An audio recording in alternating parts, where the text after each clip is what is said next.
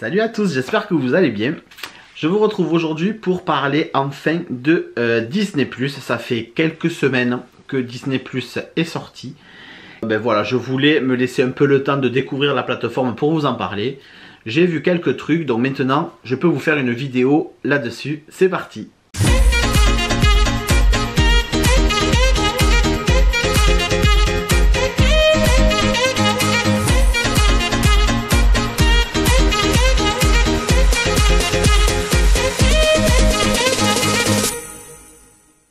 Alors, vous n'êtes pas sans savoir que Disney+, la plateforme de streaming de Disney, est sortie très récemment. Elle est sortie le 7 avril en France. Elle a été retardée en France, mais elle est sortie le 7 avril. L'abonnement est au prix de 6,99 € par mois sans engagement. Voilà, pour ceux qui ne sont pas au courant. Ben voilà, cette plateforme propose plusieurs programmes Disney, entre autres. Mais écoutez, ça faisait un moment qu'on l'attendait. Moi, honnêtement, depuis, je crois qu'elle est sortie en novembre aux États-Unis. Donc, depuis la fin de l'année dernière, j'avais hâte, moi, déjà de la découvrir. Je suis accro avec Amé. On est accro tous les deux à Netflix. C'est vrai qu'on ne regarde quasiment plus la télé. On ne regarde plus trop de programmes télé, à part des choses comme Koh-Lanta, voilà, des choses qui sont un peu saisonnières. Mais après on ne regarde plus vraiment la télé et on s'est rendu compte, comme la plupart des gens, on s'est rendu compte qu'on regarde maintenant la télé différemment, qu'on consomme la télé différemment. Et c'est vrai qu'avec nos boulots, on rentre parfois tard le soir. C'est vrai que Netflix et toutes ces plateformes là, c'est pratique parce que vous regardez quand vous voulez, vous pouvez l'arrêter, le commencer sur l'ordinateur, le finir à la télé, le continuer au lit avec le téléphone. Enfin, c'est vraiment très très bien. Donc moi j'avais hâte évidemment en tant que fan Disney de voir cette plateforme Disney+. Alors pour parler rapidement de ce que j'ai vu pas mal de choses.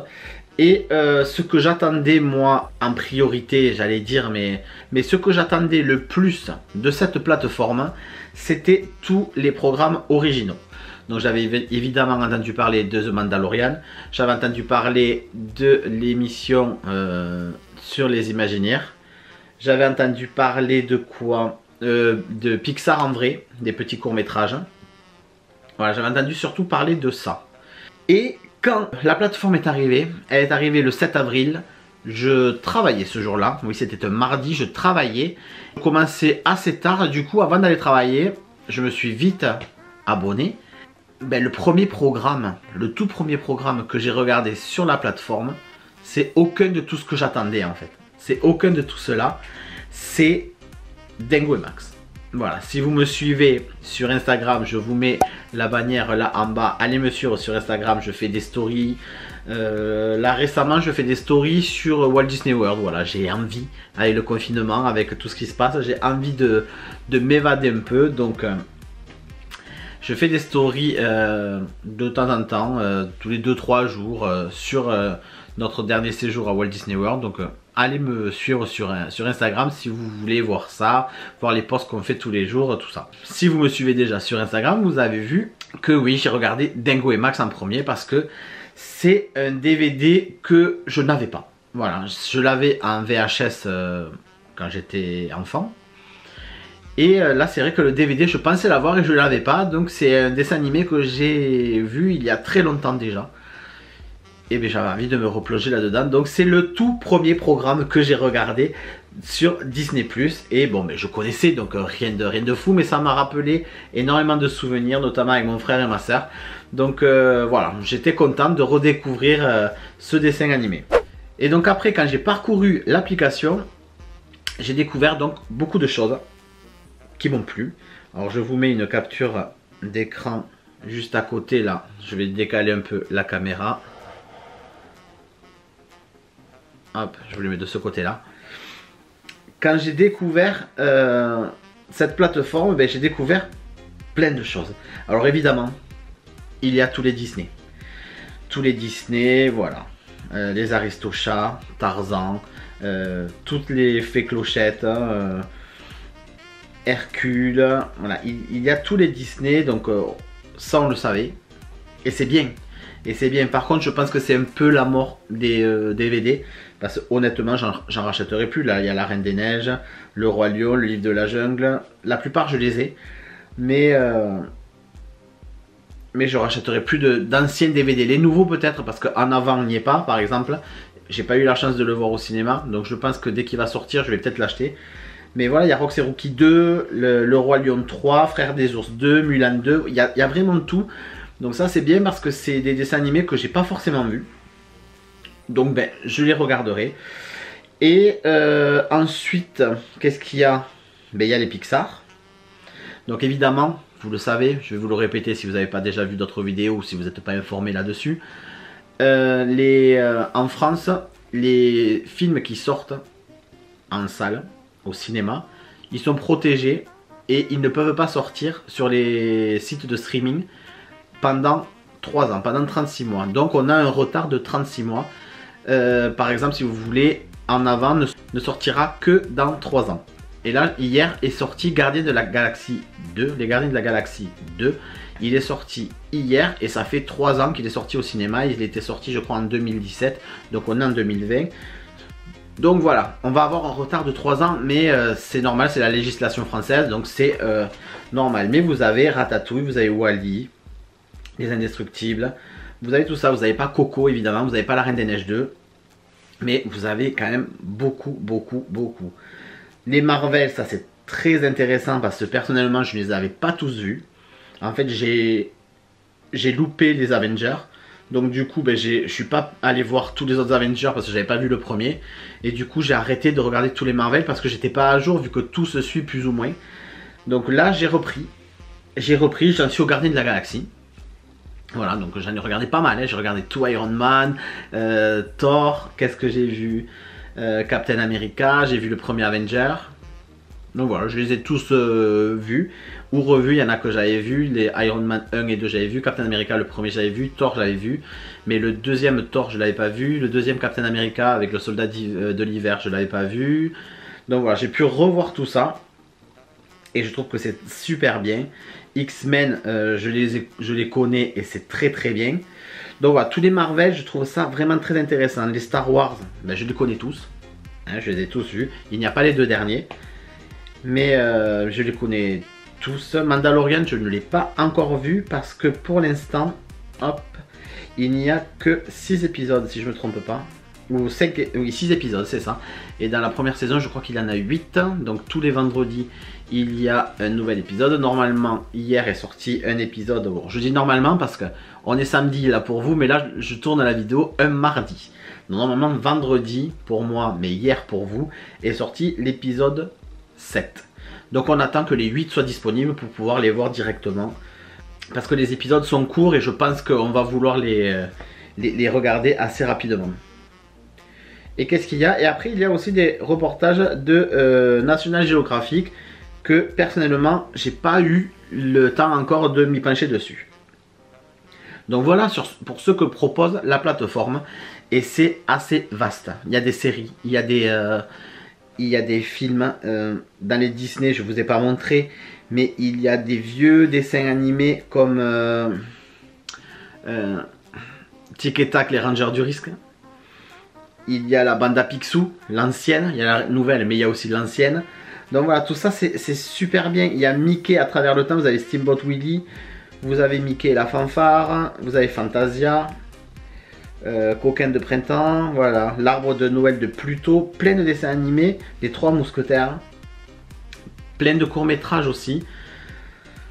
Donc moi je trouve ça, j'aime beaucoup cette plateforme.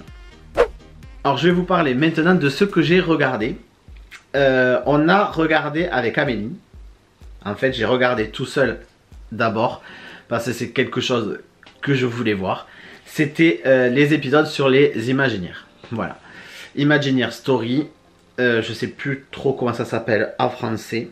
Ça s'appelle Il était une fois les Imagineers, les visionnaires Disney. Voilà. Alors, bon, j'aurais peut-être pas dû commencer par ça. Mais c'est clairement le meilleur programme de Disney+. Alors là, c'est un bijou.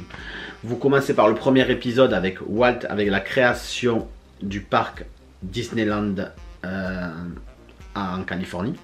Et plus les épisodes avancent, plus on approche de notre temps. Vous voyez l'ouverture de Walt Disney World, vous voyez l'ouverture de Tokyo, l'ouverture de Disneyland Paris, les erreurs qui ont été faites pour Disney California Adventure, les erreurs qui ont été faites aussi pour Walt Disney Studios chez nous à Paris.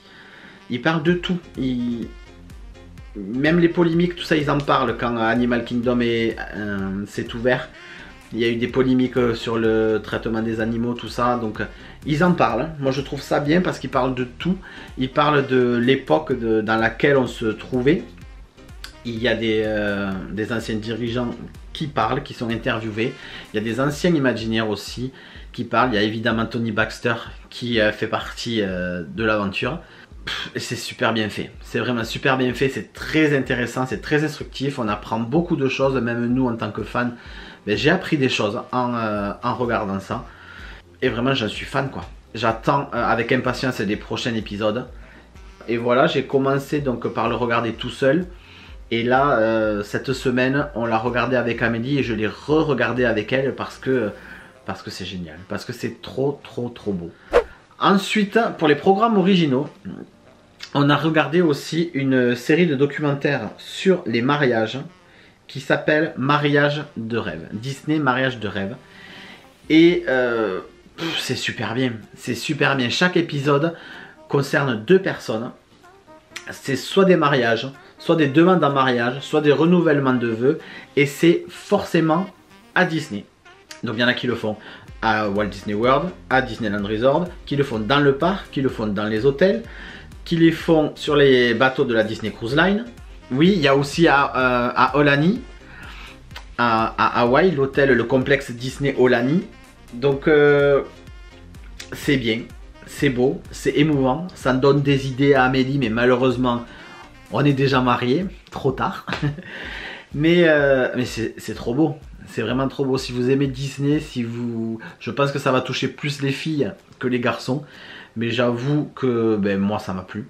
Ça m'a plu énormément. C'est super bien filmé. Ça doit coûter pépette aussi. Hein, mais je pense que la production que Disney doit rincer pas mal. Mais c'est beau quoi. Après voilà, il y a des inconvénients. Il y en a, ils se marient dans le parc. Donc oui, ils se marient à 4 h du matin. Hein, bon, mais c'est beau, franchement, c'est à regarder. C'est à regarder, on les a tous vus. Oui, on les a tous vus, je réfléchissais, mais oui, on les a tous vus. Il y a 2 saisons pour l'instant. Et c'est trop beau, c'est vraiment trop beau. Ensuite, j'ai regardé les petits courts-métrages Pixar en vrai et j'ai adoré. Ce sont des petits épisodes de 4-5 minutes, donc c'est vraiment court. Et ils vous mettent en scène les dessins animés Pixar. Dans la vraie vie, vraiment au quotidien. Vous avez le premier épisode qui est sur Vice Versa, où il y a une grosse palette, une table de commande des émotions. Et vous avez des gens qui interagissent par rapport à ça. Le deuxième épisode, il est sur le monde de Dory, où ils sont dans un zoo. Et il y a une poussette qui s'évade avec des tentacules, comme dans le dessin animé de Dory. En fait, c'est filmé sous forme de caméra cachée. Donc les gens voient cette poussette passer, se demandent ce que c'est. Donc c'est assez fun. Il y a Wall-E aussi qui est représenté. Vous avez Toy Story avec les plots, vous savez, de circulation. C'est dans le 2 je crois. Quand ils traversent pour aller au magasin, ils sont dans les plots de circulation, dans les cônes. Donc vous avez ça qui est représenté. Et vous avez le dernier je crois. Ah d'ailleurs je suis en train de m'apercevoir qu'il y en a eu un nouveau sur là-haut.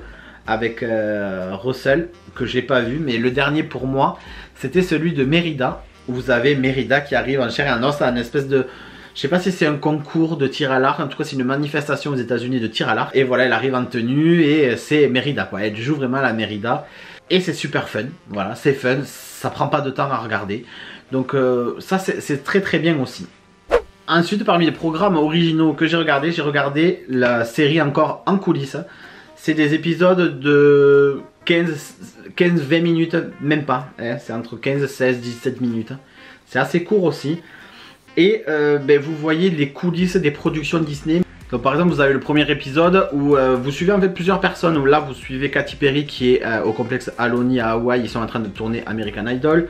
Et vous suivez aussi une actrice qui joue dans Stargirl, un film qui est sur Disney+, qu'on n'a pas encore regardé. Vous avez, ça parle aussi de Pixar et du film En Avant et comment ils ont créé un peu cette histoire. Enfin, vous voyez un peu les coulisses des créations, que ça soit des productions, des séries. Là, American Idol, mais c'est parce qu'ils sont à Aulani. Enfin, c'est sympathique. C'est pas ce que j'ai préféré, mais ça se regarde. Franchement, ça se regarde.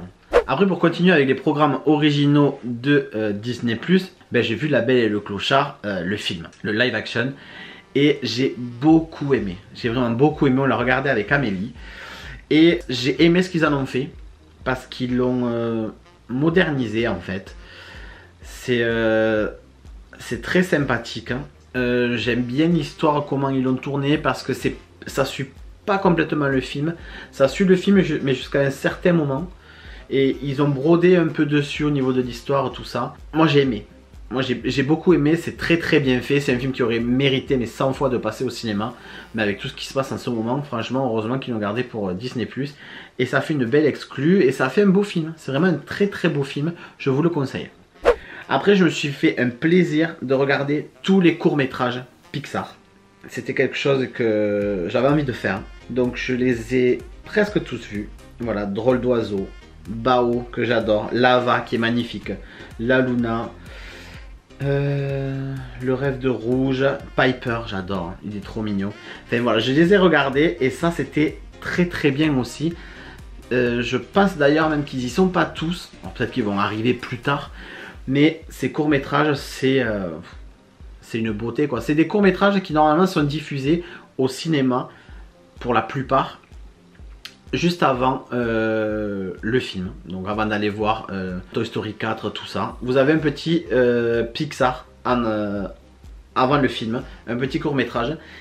Et ben nous chez nous, je sais pas, ils les reçoivent pas ou ils se les gardent pour eux, mais je n'ai jamais vu un court métrage au cinéma. Ils ne nous les diffusent jamais, donc on les voit pas.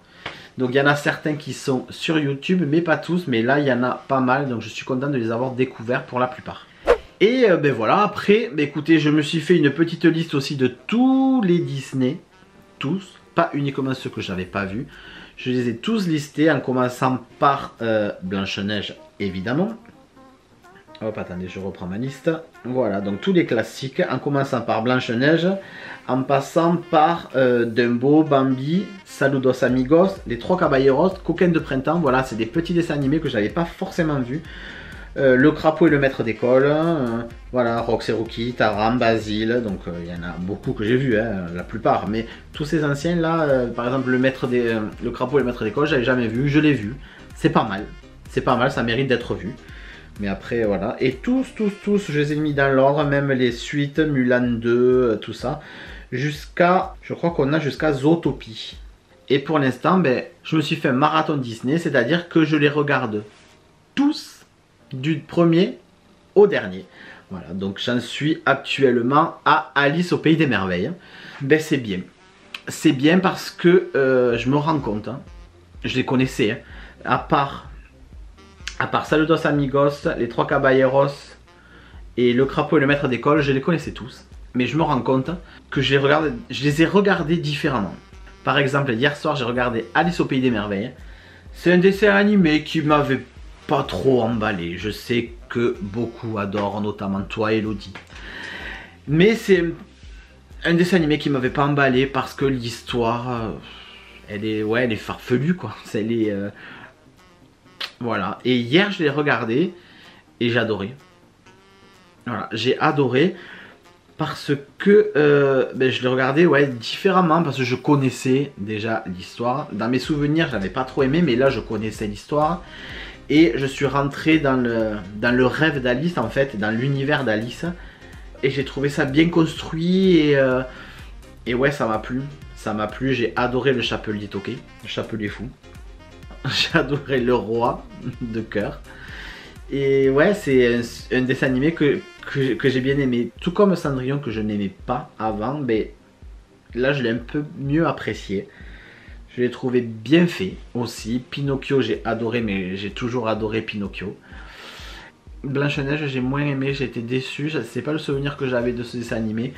Mais bon, c'était le tout premier, je trouve un peu mal construit, mais ouais, c'était le tout premier. Donc voilà, les dessins sont beaux, tout ça, mais ça n'a rien à voir avec ce qu'on fait actuellement, évidemment. Mais voilà, je me fais ce petit marathon Disney maintenant, jusqu'au dernier. Et quand j'aurai fini de regarder tous ces Disney, ben, je recommencerai, je sais pas, mais voilà. Donc voilà tout ce que je peux vous dire sur mon expérience récente de Disney+. C'est vraiment une plateforme que je vous conseille si vous n'êtes pas encore abonné. Ce n'est que 6 € par mois, 7 € oui, mais honnêtement de nos jours on dépense beaucoup plus en futilité, et 7 € par mois, que vous ayez des enfants ou pas, je pense que c'est rentabilisé. Parce que ne serait-ce que aller au cinéma voir un film, ça vous coûte au moins entre 8 et 9 € si vous le voyez pas en 3D. Donc la séance, si vous y allez en couple ou quoi, donc c'est moins cher qu'une séance de cinéma. Après je ne fais pas de placement de produits, je n'ai rien avec Disney, c'est juste mon conseil, mon avis personnel. Pour moi, 7 € pour voir tous les films qu'il y a, et c'est sans engagement. Voilà, vous regardez tout ce que vous voulez. Par exemple, vous voulez voir Les Imaginaires, vous voulez voir la série sur les mariages. Il y a une série aussi de documentaires sur des cuisiniers, sur de la cuisine à Walt Disney World que je n'ai pas encore regardé.